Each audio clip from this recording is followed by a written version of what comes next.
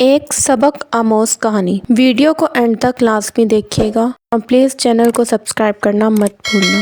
بادشاہ کا موڈ بہت اچھا تھا۔ دربار کی فضا میں نرمی اور بہت خوشگواری چھائی ہوئی تھی۔ بادشاہ اپنی تخت نشینی کے غرور میں مسکرا رہا تھا کہ اچانک اس کی نظر اپنے نوجوان وزیر پر پڑی۔ بادشاہ نے وزیر کی طرف رخ کیا اور ہنستے ہوئے پوچھا کہ تمہاری زندگی کی سب سے بڑی خواہش کیا ہے؟ وزیر سوال سن کر گھبرا گیا۔ شرم سے اس کی نظریں جھک گئیں۔ بادشاہ نے قہقہ لگایا اور دوستانہ انداز میں بولا، گھبراؤ مت، صرف مجھے اپنی سب سے بڑی خواہش بتا دو۔ وزیر نے آہستہ سے اپنا سر اٹھایا اور عاجزی سے گھٹنے کے بل آگے بڑھا اور بولا، حضور، آپ دنیا کی سب سے خوبصورت سلطنت کے مالک ہیں، اور جب بھی میں اس خوبصورت سلطنت کو دیکھتا ہوں تو میرے دل میں بھی یہ خواہش پیدا ہوتی ہے کہ اگر اس سلطنت کا 10واں حصہ اگر میرے پاس ہوتا تو شاید میں بھی اس دنیا کا خوش قسمت ترین انسان ہوتا۔ بادشاہ وزیر کی سادگی پر قہقہ لگا کر ہنسا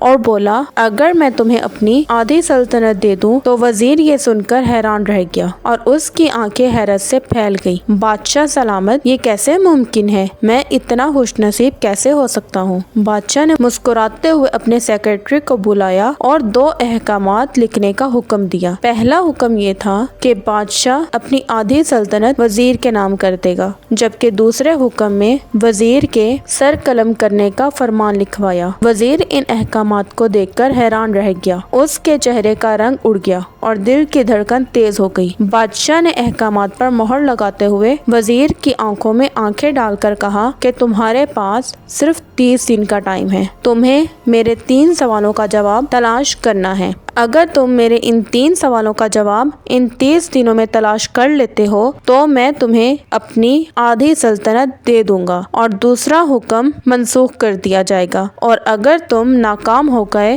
تو پہلا حکم خارج سمجھا جائے گا اور دوسرا حکم صادر کر دیا جائے گا اور تمہارا سر قلم کر دیا جائے گا۔ وزیر کا دل دھک دھک کرنے لگا۔ بادشاہ نے نگارہ پر چوٹ لگائی اور وزیر سے کہا، تمہارا وقت اب شروع ہوتا ہے۔ وزیر نے بادشاہ کے دونوں احکاموں کو اٹھایا اور دربار سے دوڑ لگا دی۔ اس کے ذہن میں بادشاہ کے 3 سوال گھوم رہے تھے۔ پہلا، انسان کی زندگی کی سب سے بڑی سچائی کیا ہے؟ دوسرا، انسان کی زندگی کا سب سے بڑا دھوکہ کیا ہے؟ تیسرا، انسان کی زندگی کی سب سے بڑی کمزوری کیا ہے؟ وزیر یہ جانتا تھا کہ اب یہ 3 سوال ہی اس کی زندگی اور موت کا فیصلہ کریں گے۔ وزیر دربار سے نکلتے ہی گھوڑے پر سوار ہو کر اپنے محل پہنچا۔ اس کا دل زور زور سے دھڑک رہا تھا اور ماتھے پر پسینے کے قطرے جھلک رہے تھے۔ محل پہنچتے ہی اس نے سب سے پہلے یہ حکم دیا کہ ملک بھر کے دانشور، ادیب، علماء اور مفکرین کو فوراً اکٹھا کیا جائے۔ وزیر جانتا تھا کہ اگر کوئی ان سوالات کے جواب دے سکتا ہے تو وہ یہی لوگ ہیں جنہوں نے زندگی کو ہر زاویے سے دیکھا ہو اور جانا ہو۔ شام ڈھلنے سے پہلے محل کے بڑے ہال میں دنیا کے تمام بڑے بڑے دانشور اکٹھے ہو چکے تھے۔ ہر کوئی حیران و پریشان تھا کہ وزیر نے اتنی جلدی میں یہ اجلاس کیوں کر بلایا ہے۔ وزیر نے ان کو وہ ساری صورتحال بتائی اور وہ 3 سوالات ان کے سامنے رکھے۔ حال میں سناٹا سا چھا گیا۔ کچھ دیر کے بعد ایک عمر رسید مفکر نے اپنی داڑھی پر ہاتھ پھیرتے ہوئے کہا کہ یہ سوال آسان نہیں ہے، یہ علم نہیں بلکہ تجربے کا بھی امتحان ہے۔ اس کے بعد بحث و مباحثہ کا آغاز ہو گیا۔ ساری رات دانشور اور مفکرین اس بات پر بحث کرتے رہے، لیکن ان سوالوں پر کوئی متفقہ رائے نہ بن سکی۔ کوئی کہتا زندگی کی سب سے بڑی سچائی محبت ہے تو کوئی کہتا کہ دولت اور طاقت ہی سب کچھ ہے، مگر وزیر کو کوئی جواب بھی مطمئن نہ کر سکا۔ وزیر نے حکم دیا کہ مزید دانشوروں اور مفکرین کو بلایا جائے۔ اگلے دن مزید دانشور اور مفکرین اور علماء ملک کے کونے کونے سے اکٹھے ہو گئے، مگر پھر بھی وہی نتیجہ نکلا۔ کوئی اپنی عقل کے مطابق جواب دیتا، لیکن کوئی بھی جواب وزیر کو تسلی نہیں دے سکتا تھا۔ وقت گزرتا رہا اور وزیر کی پریشانی مزید بڑھتی گئی۔ جیسے جیسے دن گزرتے گئے وزیر کی مایوسی میں اضافہ ہوتا گیا اور وہ یہ بات اچھی طرح سے جانتا تھا کہ اگر 30 دنوں میں جواب نہ ملا تو وہ اپنی جان سے ہاتھ دھو بیٹھے گا۔ کچھ دنوں کے بعد وزیر نے دارالحکومت سے باہر نکلنے کا فیصلہ کیا۔ اس نے سوچا کہ شاید شہر سے دور گاؤں میں ہی کوئی دانا یا عقل مند شخص مل جائے تو اس کے سوالوں کے جواب دے سکے۔ وزیر نے سفر شروع کیا۔ وہ ہر شہر اور ہر گاؤں میں گیا اور شہر کا ہر دروازہ کھٹکھٹایا اور ہر عقل مند انسان سے ملا، مگر کوئی بھی اس کے سوالوں کا جواب نہ دے سکا جو وزیر کی جان بچا سکے۔ اس کا شاہی لباس پھٹ چکا تھا، جوتے چل چل کر گھس چکے تھے اور حال سے بے حال ہو کر رہ گیا۔ کبھی وہ اپنی حالت کو دیکھ کر حیران رہ جاتا کہ کس طرح وہ بیٹھے بیٹھے ایک وزیر سے فقیر بن چکا ہے۔ آہستہ آہستہ 29 دنوں میں سے 29 دن گزر چکے تھے۔ اب صرف ایک دن باقی رہ گیا تھا۔ وزیر یہ بات جانتا تھا کہ اسے اب کل دربار میں حاضر ہونا ہے، جہاں بادشاہ اس کا سر قلم کروا دے گا۔ دل کی دھڑکن مزید سست ہونے لگی اور امید کی روشنی مدھم پڑنے لگی۔ مایوسی کے عالم میں وزیر نے دوبارہ دارالحکومت جانے کا فیصلہ کیا اور واپسی پر وہ شہر کی ایک کچی آبادی پر پہنچ گیا۔ یہ وہ جگہ تھی جہاں انتہائی غریب لوگ بستے تھے، جن کی زندگی کی کوئی ضمانت نہ تھی، مگر وزیر کے پاس اب کھونے کے لیے کچھ بھی نہیں بچا تھا۔ کچی آبادی کے کنارے ایک بوسیدہ سی جھونپڑی تھی۔ وزیر کئی مسافت طے کرنے کے بعد اس جھونپڑی کے آگے سے گزر رہا تھا کہ یہاں پر گر پڑا۔ جھونپڑی کے اندر سے ایک فقیر نکلا جس کے چہرے پر سکون کی جھلک تھی۔ وہ سوکھی روٹی پانی میں ڈبو کر کھا رہا تھا اور ساتھ میں کتا دودھ پی رہا تھا۔ فقیر نے وزیر کی حالت دیکھی اور قہقہ لگا کر کہا، جناب عالی، اب آپ صحیح جگہ پہنچے ہیں۔ آپ کے تینوں سوالوں کے جواب میرے پاس ہیں۔ وزیر حیرت زدہ ہو کر فقیر کی طرف دیکھنے لگا۔ وزیر فقیر کی بات سن کر حیران رہ گیا۔ اس نے زندگی بھر دانشوروں، علماء اور عقل مندوں کے ساتھ وقت گزارا تھا، لیکن کسی کے پاس وہ جوابات نہ تھے جس کی اسے تلاش تھی۔ اب ایک فقیر جو ایک کچی سی جھونپڑی میں رہتا تھا، وہ کیسے ان مشکل سوالوں کے جواب جان سکتا تھا؟ وزیر نے لرزتی ہوئی آواز سے پوچھا کہ تمہیں کیسے معلوم ہوا کہ میں کون ہوں اور میرے سوال کیا ہیں؟ فقیر نے ہلکی سی مسکراہٹ کے ساتھ اپنا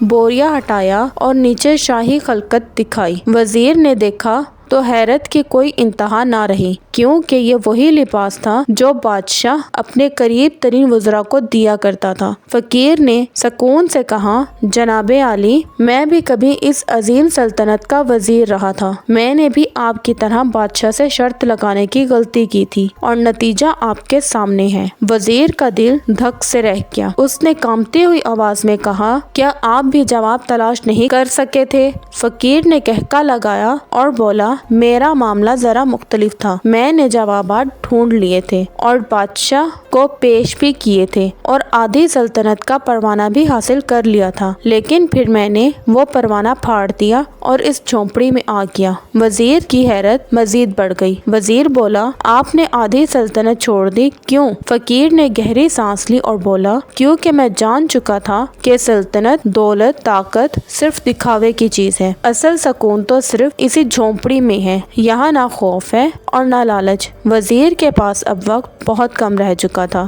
وہ جانتا تھا کہ بحث کا ٹائم اب نہیں ہے۔ زندگی بچانے کے لیے جوابات چاہیے تھے۔ وزیر عاجزی سے بولا، جناب، میرے پاس اب زیادہ وقت نہیں ہے، مہربانی کریں اور مجھے میرے سوالوں کے جوابات دے دیں۔ وزیر نے مسکرا کر کہا، میں تمہیں پہلے 2 سوالوں کے جواب مفت دوں گا، مگر تیسرے سوال کا جواب دینے سے پہلے قیمت لوں گا۔ وزیر کے پاس اب کوئی راستہ نہیں بچا تھا۔ اس نے فوراً ہاں کر دی اور ہر قیمت ادا کرنے کے لیے تیار ہو گیا۔ فقیر نے سکون سے کہا کہ انسان کی زندگی کی سب سے بڑی سچائی موت ہے۔ انسان چاہے کتنا ہی طاقتور کیوں نہ ہو، دولت مند ہو، عقل مند ہو، مگر وہ موت سے نہیں بچ سکتا۔ وزیر نے سر ہلایا۔ یہ جواب ناقابل تردید تھا۔ فقیر نے دوسرا جواب دیا، انسان کی زندگی کا سب سے بڑا دھوکہ زندگی خود ہے۔ ہم سب یہ سمجھتے ہیں کہ ہم ہمیشہ زندہ رہیں گے اور اسی دھوکے میں دنیا کے پیچھے بھاگتے رہتے ہیں۔ یہ جواب سن کر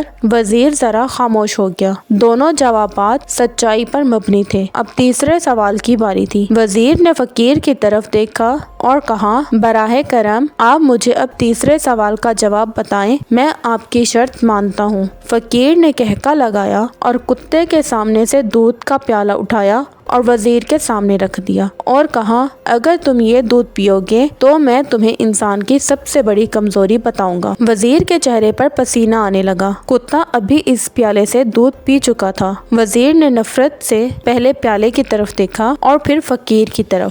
وزیر یہ سن کر سکتے میں آ گیا کہ کتے کا جھوٹا دودھ اس کے سامنے رکھا تھا اور اس کی زندگی کا فیصلہ اس دودھ کے پیالے کے ساتھ جڑا ہوا تھا۔ وزیر کی سانسیں تیز ہو گئی اور دل کی دھڑکن بے قابو ہونے لگی۔ ایک طرف اس کی زندگی اور سلطنت تھی اور دوسری طرف عزت نفس کا سوال۔ فقیر خاموشی سے وزیر کے چہرے کے بدلتے ہوئے تاثرات دیکھتا رہا۔ کچھ دیر کے بعد اس نے آہستہ کی آواز میں کہا جناب عالی وقت کم ہے آپ کے پاس، اب صرف دو راستے ہیں، یا تو دودھ پی لے اور اپنی جان اور اپنی سلطنت بچا لیں، یا پھر انکار کر دیں اور کل بادشاہ آپ کا سر قلم کر دیں گے۔ فیصلہ اب آپ کے ہاتھ میں ہے کہ آپ نے کیا کرنا ہے۔ وزیر اندرونی کشمکش میں مبتلا تھا۔ کیا وہ اپنی عزت نفس کی خاطر اپنی جان قربان کر دے یا زندگی سلطنت کی خاطر اپنی انا کو قربان کر دے؟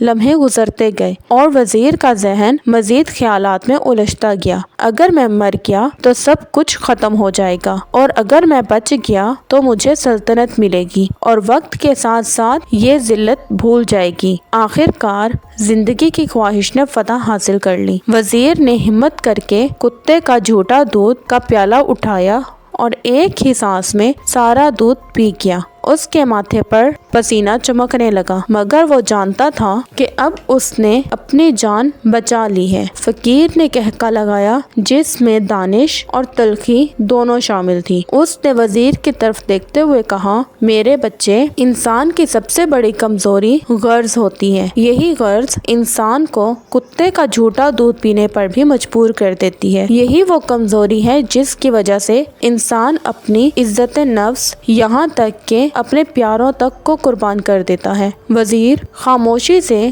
فقیر کی باتیں سنتا رہا مگر اس کے دل میں شرمندگی کی ایک آگ جل رہی تھی۔ فقیر نے اپنی بات جاری رکھی اور کہا جب میں تمہاری جگہ پر تھا میں نے بھی یہی فیصلہ کیا تھا مگر جب میں نے یہ سب سمجھ لیا تو آدھی سلطنت کا پروانہ پھاڑ دیا اور یہاں آ کر سکون سے بیٹھ گیا۔ وزیر نے فقیر کا شکریہ ادا کیا مگر اس کے دل میں ذلت کا بوجھ تھا۔ وہ فقیر کی جھونپڑی سے نکلا مگر ہر قدم پر شرمندگی کا احساس بڑھتا گیا۔ وزیر جب فقیر کی جھونپڑی سے نکلا تو اس کے قدم بھاری ہو چکے تھے۔ کتے کا جھوٹا دودھ پینا اور فقیر کی باتیں وزیر کے دل میں بوجھ کرنے لگی۔ غرض کی حقیقت اور اپنی مجبوری کا احساس اسے اندر سے توڑ رہا تھا۔ وزیر جیسے جیسے محل کی طرف بڑھتا گیا شرمندگی کا احساس مزید گہرا ہوتا گیا۔ سلطنت کا خواب اب اتنا خوشگوار نہیں رہا تھا کیونکہ اسے معلوم تھا کہ دولت اس نے اپنی خود مختاری کی بنا پر حاصل کی ہے۔ محل کے دروازے قریب آ رہے تھے مگر وزیر کا دل چاہ رہا تھا کہ وہ اب واپس لوٹ جائے اور ایسی جگہ جا کر چھپ جائے جہاں کوئی اسے تلاش نہ کر سکے مگر اس کے پاس اب کوئی اور راستہ نہیں بچا تھا۔ اسے دربار میں حاضر ہونا تھا اور بادشاہ کو ان سوالوں کا جواب دینا تھا۔ دربار پر پہنچنے سے پہلے ہی وزیر کے جسم پر تھکن اور مایوسی کا غلبہ ہو گیا اور دل کی تھکن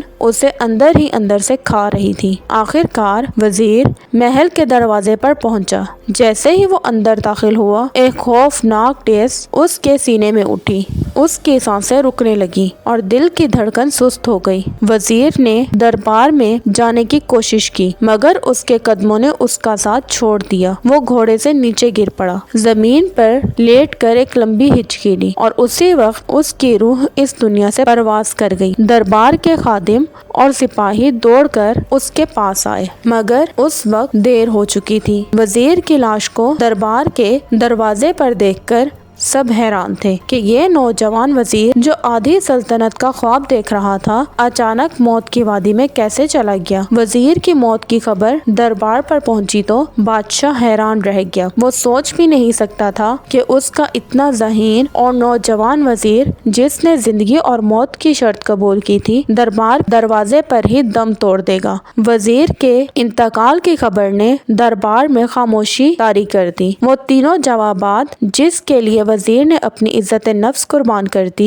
बादशाह तक ना पहुंचा सका, मगर वजीर की मौत खुद दरबार वालों के लिए एक सबक बन गई। बादशाह ने कुछ दिन बाद वजीर की कहानी सुनी तो वो भी सोचने पर मजबूर हो गया कि इंसान की जिंदगी की सबसे बड़ी सच्चाई मौत है। ये बात बादशाह के दिल में घर कर गई। वो जान गया कि इंसान चाहे कितना ही ताकतवर क्यों न हो वो मौत से नहीं बच सकता। फिर बादशाह ने सोचा कि इंसान की जिंदगी का सबसे बड़ा धोखा जिंदगी खुद है। हम सब ये समझते हैं कि हम हमेशा जिंदा रहेंगे, मगर हकीकत ये है कि जिंदगी तो एक लम्हे में ही खत्म हो सकती है। और आखिर में बादशाह ने फकीर की बातों पर गौर किया कि इंसान की सबसे बड़ी कमजोरी गर्ज होती है। ये गर्ज ही थी कि वजीर को कुत्ते का झूठा दूध पीने पर मजबूर कर दिया और आखिरकार मौत उसका अंजाम बन गई। ये कहानी सिर्फ एक बादशाह और एक वजीर की नहीं बल्कि हम सब के लिए एक सबक है कि किस तरह हम दुनिया में आने का मकसद छोड़कर गर्ज के पीछे लगकर अपनी जिंदगी और अपनी खुशियां बर्बाद कर रहे हैं। आपको ये स्टोरी कैसी लगी कमेंट सेक्शन में अपनी राय का इजहार जरूर कीजिएगा और मेरे चैनल को सब्सक्राइब करना और वीडियो को लाइक करना प्लीज मत भूलिएगा।